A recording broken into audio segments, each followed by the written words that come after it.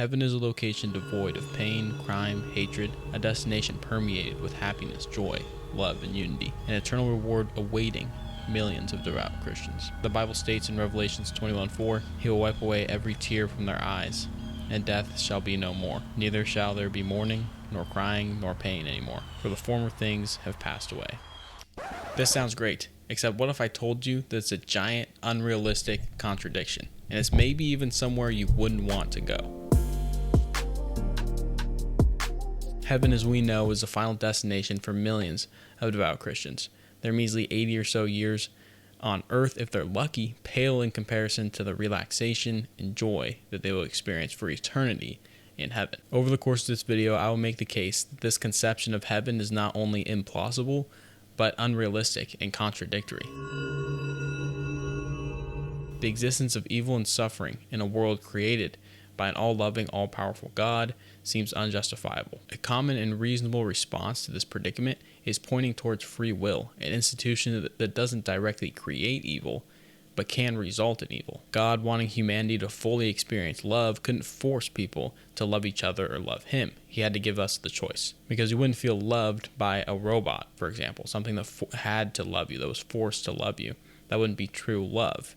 Instead, God gave us this decision, and by giving us a decision, it could lead to negative things. So if one were to take this position, you have to also agree that this is the best possible scenario that God could set up.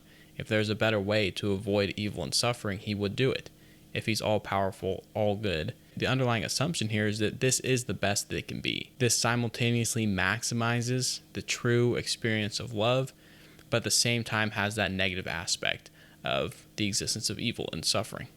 But what's really important is that that's the best case scenario here on earth. In fact, if there was a better scenario that God could reduce suffering, since He's all good and all powerful, He would have to take that. It would go against His nature to select a system that leads to evil and suffering if there is in fact an alternative. So how does this relate to heaven? Well, here's the issue. If heaven is a place that doesn't have any evil, then it can't have free will. In the figure I put up, you can see that free will leads to both evil and good here on earth. So moving that exact same concept over to heaven, yes, you have the exact same thing, except heaven obviously supposes that there is no evil. And if there is no evil, then there can be no free will. And if there is no free will, there can't be love. The reality is, if you're going off of the Christian biblical conception of heaven, you have a whole bunch of essentially robots worshiping a god. They don't have the choice to love Him, just like they don't have the choice to do evil. I'm sure a common Christian response to this would be, sure, maybe we don't know exactly how heaven is going to be set up. Perhaps there is some way that God can enable us to have free will, but simultaneously prevent us from choosing evil or suffering. So let's just assume that that is correct. How come God didn't set it up like that on earth? He would have prevented tons of evil and suffering. I think there's really only one answer to this question. It's either that He's not all loving, He's not all good, or He's not all powerful. But you have to pick one. So today we talked about heaven. Next week I'm going to be talking about why hell is a contradiction. So make sure to stick around for that.